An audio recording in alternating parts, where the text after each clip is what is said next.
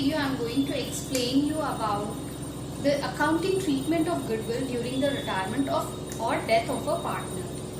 So before that, I just would like to explain you that what is the need of treatment of goodwill. जब भी कोई partner retire हो रहा है firm से तो क्या ज़रूरत है उस ट्रीटमेंट ऑफ गुडविल की या गुडविल का उसे शेयर देने की, ये क्या ज़रूरत है. जब एडमिशन होता है तो समझ में आता है कि ठीक है वो एडमिशन हो रहा है, वो गुडविल लेके आ रहा है, तो उस टाइम में जो भी गुडविल वो न्यू पार्टनर लेके आता है तो वो हम जो एग्जिस्टिंग पार्टनर था उसके बीच में डिस्ट्रीब्यूट कर देते हैं according to the ratios. But अभी जब जो पार्टनर रिटायर हो रहा है, जो फर्म छोड़ के जा रहा है, तो उसे हम गुडविल में से शेयर क्यों देते हैं. तो इसके लिए एक एक्सप्लेनेशन मेरे पास ये है कि फर्म का जो भी गुडविल है उस गुडविल को बूस्टअप करने के लिए, बनाने के लिए, वो एज ए एग्जिस्टिंग पार्टनर उसने भी उतना ही वर्क किया है, उतना ही काम किया है जितना कि बाकी जो रिमेनिंग पार्टनर्स है वो सब ने मिलके फर्म के लिए काम किया, और तब गुडविल जो है फर्म का जो आज वैल्यूएशन उसकी दिख रही है वो रेज हुआ है. इसके साथ ही ये जो गुडविल है वो फ्यूचर प्रॉफिट्स को और ज़्यादा मैक्सिमाइज करने में हेल्प करता है. इसी वजह से उस रिटायरिंग पार्टनर का ये हक बनता है कि जब वो फर्म छोड़ता है या छोड़ रहा है तो उस वक्त उसको इस फर्म की गुडविल में से शेयर मिले. That's why the accounting treatment of goodwill is required during the retirement of a partner. तो अब क्योंकि हमने ये जान लिया है कि क्यों ज़रूरत है रिटायरिंग पार्टनर को गुडविल में से शेयर देने का, तो अब उसका क्या एंट्री करते हैं ये हम देखते हैं. तो उसके लिए जनरल एंट्री होती है continuing partners capital account debit to retiring और the decrease partners capital account. यानी कि जितने भी एग्जिस्टिंग पार्टनर होंगे, रिटायर करने वाले पार्टनर के अलावा जो एग्जिस्टिंग पार्टनर होंगे फर्म के, उन सबका कैपिटल अकाउंट हम डेबिट करेंगे और ये रिटायरिंग पार्टनर का कैपिटल अकाउंट जो है वो क्रेडिट करेंगे according to his share of goodwill. उसका जो भी शेयर ऑफ गुडविल होगा उस अमाउंट से क्रेडिट करेंगे, और ये गेनिंग रेशियो में जो एग्जिस्टिंग पार्टनर होंगे वो कंपनसेट करेंगे टू द रिटायरिंग पार्टनर. तो ये हो गया जनरल एंट्री. अब इसको और एक्सप्लेन करने के लिए I have taken an example, और उसके अकॉर्डिंग मैं आपको एक्सप्लेन करती हूँ कि इस जनरल एंट्री में कैसे शो करेंगे और कैसे ट्रीटमेंट करेंगे व्हेन अ पार्टनर रिटायर्स और he dies, then what should be the treatment of goodwill. So for that I have taken an example. Let's explain it. PQ and R are partners जिनका profit sharing ratio equal partners थे, 1:1:1 है, जिसमें R जो है वो retire हो रहा है and goodwill of the firm is value 3,60,000 rupees. Firm की गुडविल की valuation at the time of retirement of R जो थी वो 3,60,000 है. अब रिमेनिंग पार्टनर्स फर्म में P and Q हैं जो फ्यूचर प्रॉफिट शेयर करेंगे in 3:2. And now we have to pass out the journal entry for the treatment of goodwill. तो अब इसको करने के लिए, क्योंकि अभी हमने प्रीवियस में पढ़ा है कि हमें we need the gaining ratio of the existing partners, तो उसके लिए सबसे पहले हम गेनिंग रेशियो कैलकुलेट करेंगे पार्टनर्स का. तो we know the formula of gaining ratio, that is new ratio minus old ratio.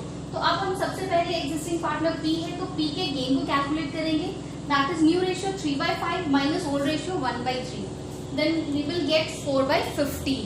इसी तरह हम Q का गेन कैलकुलेट करेंगे 2/5 minus 1/3, new minus old ratio, and we will get 1/15.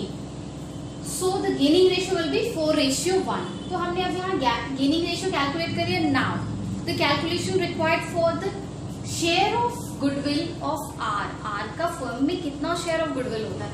तो टोटल गुडविल की वैल्यूएशन 3,60,000 हुई थी.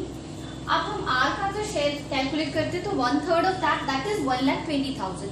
Now all the required things जो है वो हम कैलकुलेशन जो है वो हमारा हो चुका है. Now we will do the entry.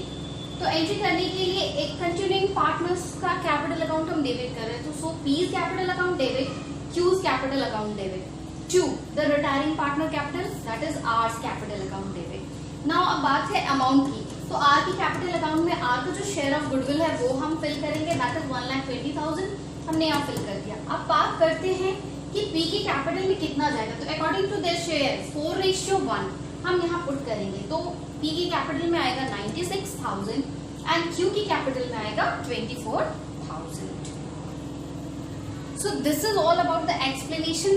उसके लिए ट्रीटमेंट ऑफ गुडविल जब बुक में एग्जिस्ट नहीं करता है गुडविल, या ऑलरेडी पहले से फर्म में गुडविल नहीं गिवन हो, तब हम ऐसे एंट्री करते हैं. Now the second condition arises if valuation of goodwill के साथ साथ फर्म में ऑलरेडी पहले से अगर गुडविल एग्जिस्ट कर रहा हो तो उस कंडीशन में हम क्या ट्रीटमेंट करेंगे गुडविल का, now that I am going to show you.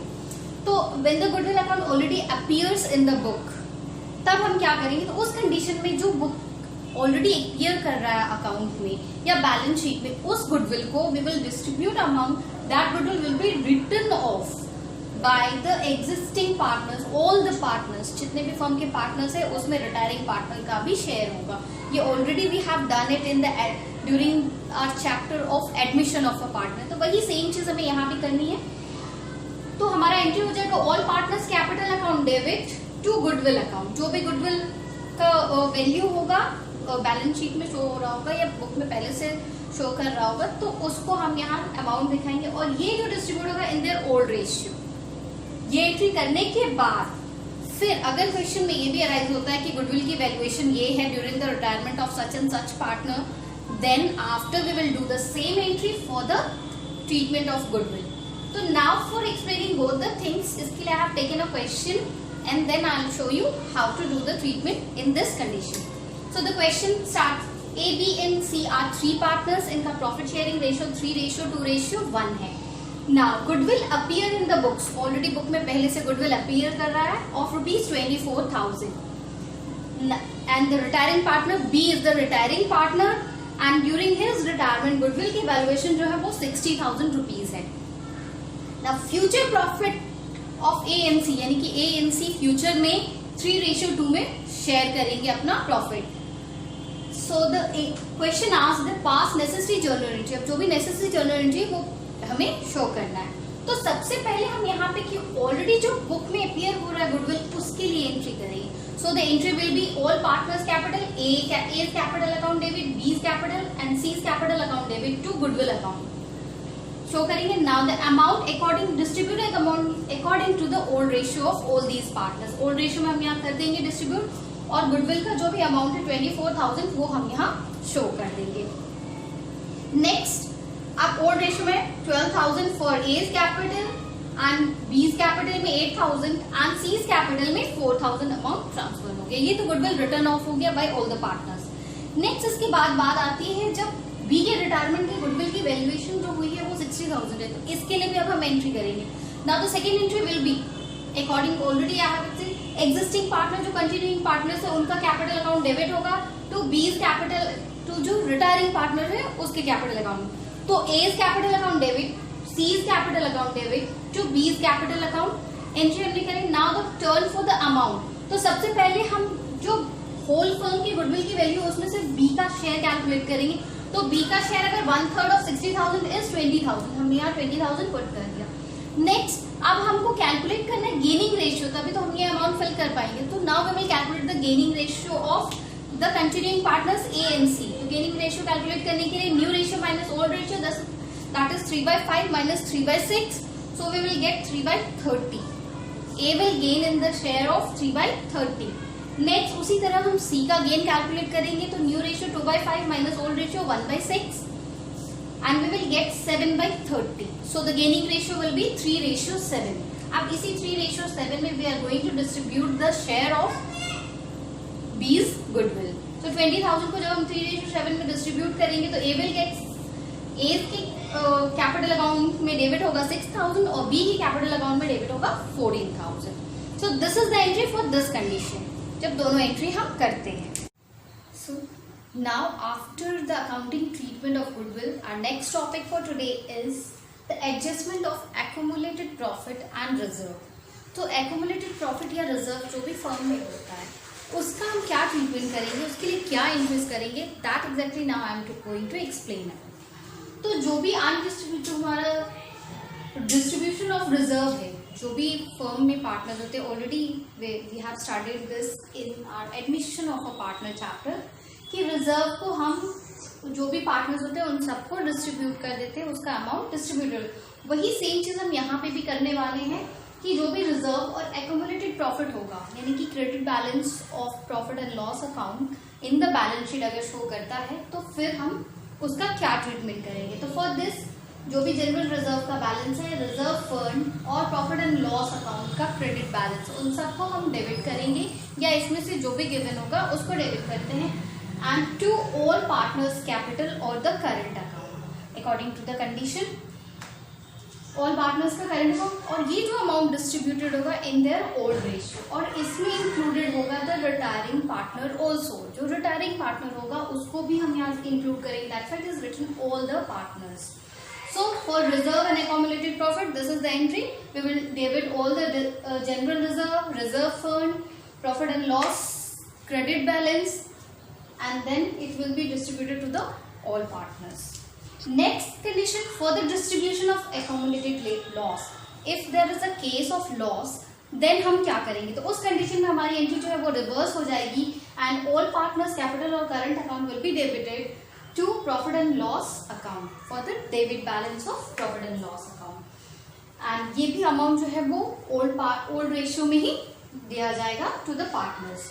Next बात करते हैं, थर्ड कंडीशन आती है तब, ये तो हमने रिजर्व कर लिया एंड प्रॉफिट एंड लॉस का credit balance, it means profit of the balance sheet और accumulated loss shown in the balance sheet, उसका क्या एंट्री करेंगे।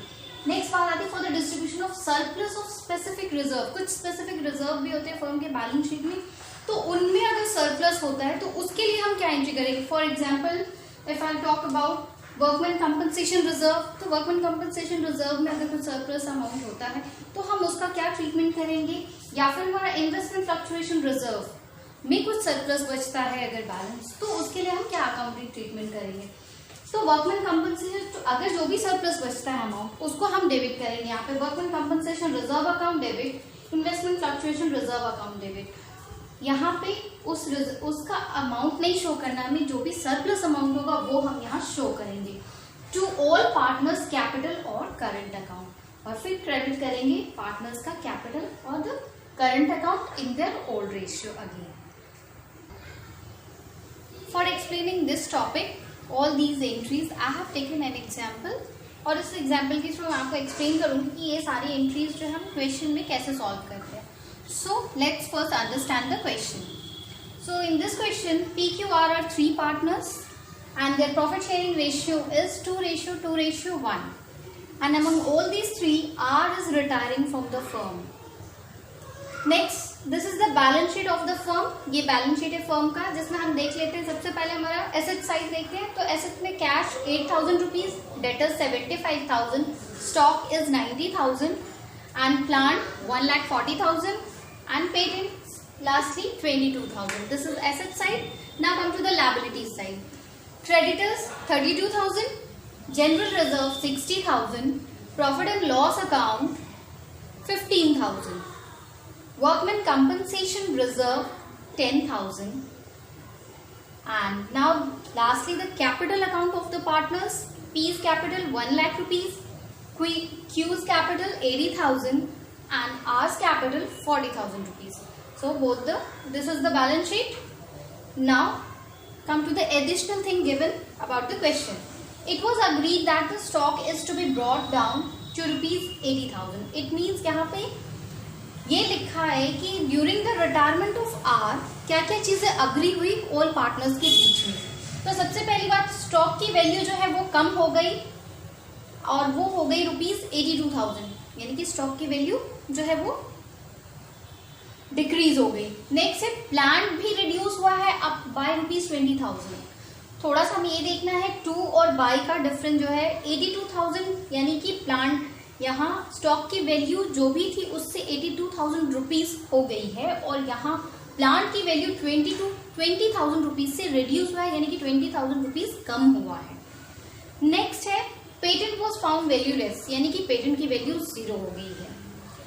इसके बाद जो इन्फॉर्मेशन गिवन है that is there was no liability on account of workman compensation reserve, यानी कि वर्कमैन कंपनसेशन रिजर्व में कोई लायबिलिटी नहीं है।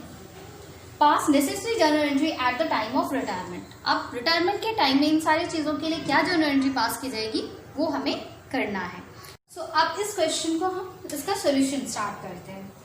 तो according to the question, balance sheet में जो भी हमारे general reserve, profit and loss account and workman compensation reserve का बैलेंस दिया। यहाँ पे वर्कमैन कंपनसेशन रिजर्व का हम बैलेंस ऑल टू ऑल इसलिए लेंगे क्योंकि क्वेश्चन में मेंशन है कि there is no liability on the account of workman compensation reserve, it means reserve का अमाउंट कुछ भी यूज नहीं हुआ है, इसलिए वो जैसा का तैसा ही। तो ये जो अमाउंट है तीनों, ये हम डिस्ट्रीब्यूट करेंगे to the all partners in their old ratio. तो लेट्स स्टार्ट द एंट्री। सबसे पहले we will mention about general reserve account debit, then next one is profit and loss account debit, loss account debit, and then workman compensation reserve account.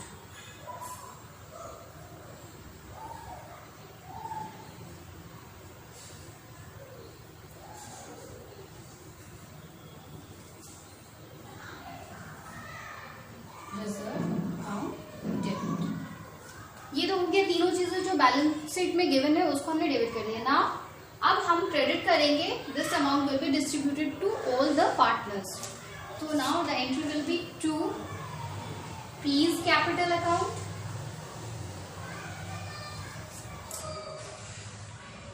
To Q's capital account, as well as to R's capital account. यहाँ पे are के भी capital account को हम इसलिए mention कर रहे हैं because as I have explain कि रिटायरिंग पार्टनर को भी इसमें रिजर्व में शेयर मिलता है, जैसे कि गुडविल में मिल रहा था उसी तरह रिजर्व में भी शेयर मिलेगा, that's why it is included. Now हम नरेशन लिखेंगे, amount of general reserve, profit and loss and workmen compensation reserve distributed among partners, all partners in old ratio. So this is the entry. Now अब हम amount fill करेंगे। तो सबसे पहले general reserve that is 60,000, इसके बाद profit and loss का balance 15,000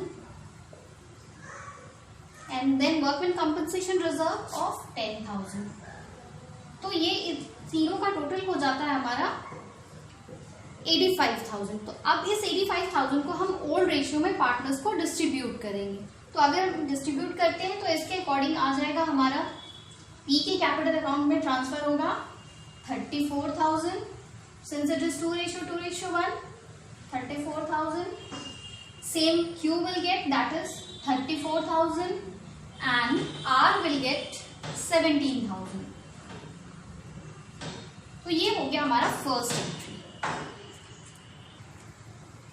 next अब बात करते हैं हम जो भी हमारा एसेट्स की वैल्यू में चेंजेस आया है उसको हम रिकॉर्ड करेंगे। तो यहाँ जो भी इंफॉर्मेशन गिवन है उसके अकॉर्डिंग स्टॉक की वैल्यू भी कम हुई है, प्लांट की भी वैल्यू रिड्यूस हो गई है एंड इवन पेटेंट की वैल्यू भी कम हो गई है।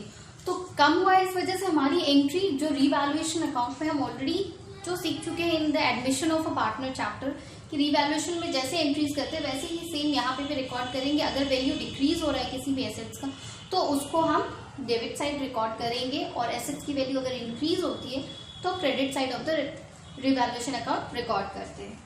तो now the entry will B revaluation account debit,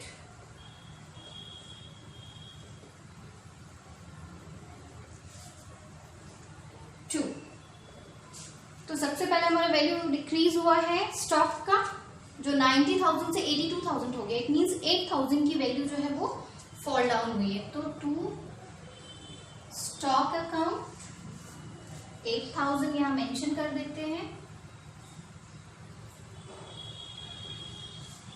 next है टू प्लांट की वैल्यू डिक्रीज हुई है 20,000 रुपीज से, to plant account.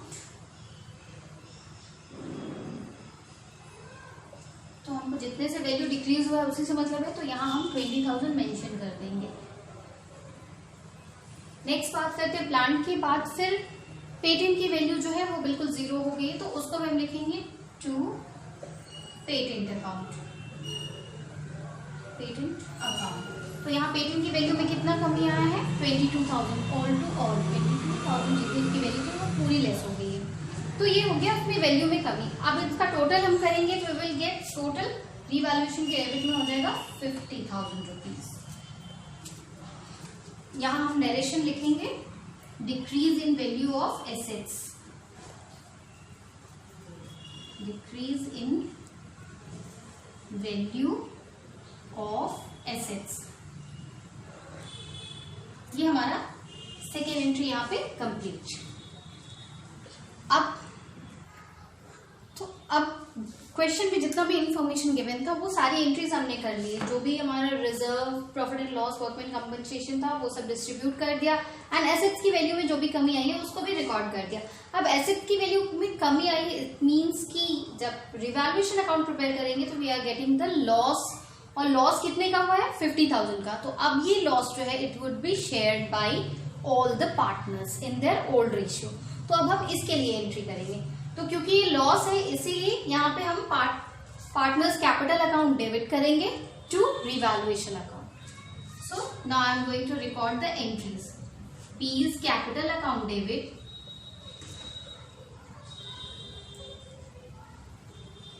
Q is capital account debit,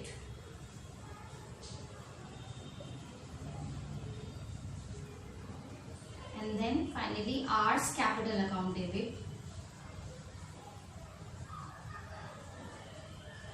to revaluation account.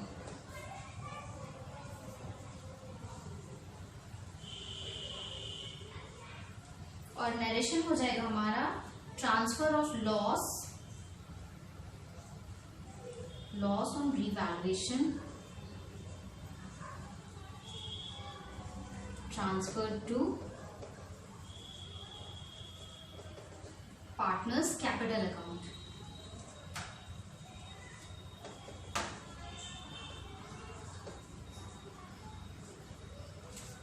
So here the entry completed. अब रिवैल्यूएशन का loss हमारा है 50,000, तो हम यहाँ लिखेंगे रिवैल्यूएशन अकाउंट यानी कि क्रेडिट साइड में 50,000। अब इस 50,000 को हम डिस्ट्रीब्यूट करेंगे to the partners according to their ratio, that is 2:2:1। तो इसके अकॉर्डिंग जब हम डिस्ट्रीब्यूट करेंगे तो P's की कैपिटल अकाउंट में आएगा 20,000, Q की कैपिटल अकाउंट में 20,000 and 10,000 R's capital account. So this is the entry for the loss on revaluation. Before starting this video, I would like to conclude whatever topics I have explained in this video. So first, I have started with accounting treatment of goodwill, जिसमें दो चीजें मैंने explain किया था। पहला था when the goodwill does not appears in the book, यानी कि बुक में पहले से अगर कोई गुडविल नहीं गिवन हो और हम गुडविल की वैल्यूएशन करते हैं तो फिर उसका ट्रीटमेंट हम क्या करते हैं जब कोई पार्टनर रिटायर होता है फर्म से तब। नेक्स्ट सेकेंड ऑप्शन ये था कि अगर फर्म की बुक में पहले से यानी कि बैलेंस शीट में पहले से गुडविल गिवन हो और उसके बाद गुडविल की वैल्यूएशन भी हुई हो रिटायरमेंट के टाइम में, तो ऐसी कंडीशन में हम दोनों गुडविल का क्या ट्रीटमेंट करते हैं, दैट आई हैव एक्सप्लेन। और इसको एक्सप्लेन करने के लिए आई हैव टेकन क्वेश्चंस और the examples for explaining these two topics. And then उसके बाद आज के इस वीडियो में मैंने एक्सप्लेन किया है about the adjustment of accumulated profit और loss reserve as well as surplus of specific reserve. Explaining this topic also I have taken the example and then I have explained all the entries regarding this topic. So I hope कि ये सारे topics आपको अच्छे से clear हो गए होंगे. Keep on practicing the questions related to these topics and stay safe and healthy at your home. Thanks for watching this video. Thank you.